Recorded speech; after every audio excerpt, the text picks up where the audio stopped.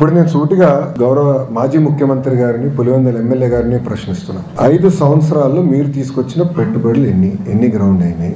మేము 8 నెలల్లో తీసుకొచ్చిన పెట్టుబడులు ఏంటి? చర్చకి నేను సిద్ధం, ఆయన సిద్ధమా? మళ్ళీ కోడిగుడ్డుని పంపిస్తాడు. మాకు కోడిగుడ్లు వద్దు, మాకు ఆమ్లెట్లు వద్దు, డైరెక్ట్ గా రమ్మనండి, ఐఎమ్ రెడీ టు టాక్, నేను ఎక్స్ప్లెయిన్ చేస్తాను. ఇప్పుడు ఆర్సిలర్ మిత్తల్ ప్రాజెక్ట్ నేను 2019లో కలిసా. ఇందులో డావోస్ లో టీసీఎస్ వాళ్ళ బూత్ బయట కలిసి ఆనాడు చెప్పి ఆంధ్ర రాష్ట్రానికి రాండి అని. మీరు కూడా ఆదిత్యని కూడా అడిగాను. అప్పటి నుంచి ఐ మెయింటైన్ దట్ రిలేషన్ అండి. 5 years I maintain that relationship. India ప్రభుత్వ అధికారులకు వచ్చినంటే నేను ఫోన్ చేశాను, బాస్ 5 years అయింది, మీరు వేరే రాష్ట్రానికి వెళ్దాం అనుకున్నారు, అక్కడ ఏం అవ్వలేదు, వచ్చేయండి వేరే రెడీ. ఒక్క జూమ్ కాల్ తో కదిలిందండి ఆ ప్రాజెక్ట్. అక్కడ పారిశ్రామికవేత్తలందరూ నన్ను ఏమడుగుతున్నారు, మీరు గ్యారంటీ ఇస్తారా జగన్మోహన్ రెడ్డి అనే వ్యక్తి మళ్ళీ గెలవడానికి? ఎందుకంటే పీపీఎల్ రద్దు చేశారు, అమర్ రాజా లాంటి కంపెనీని తరిమేశాడు, అనేక కంపెనీలు హెరాస్ చేశారు, సకాలంగా కరెంట్ బిల్లు మన కరెంట్ కూడా అందించలేదు, పవర్ హాలిడేస్ ప్రకటించారు. ఇండస్ట్రీ చాలా నష్టపోయిందండి ఆంధ్ర రాష్ట్రంలో. ఇప్పుడు అదంతా రివైవ్ చేసినాక మేము కష్టపడుతున్నాం, బ్రాండ్ రివైవ్ చేసిన కష్టపడుతున్నాం. ఈ రోజు మహారాష్ట్ర మాతో పోటీ పడుతుంది, తెలంగాణ మాతో పోటీ పడుతుంది, తమిళనాడు మాతో పోటీ పడుతుంది.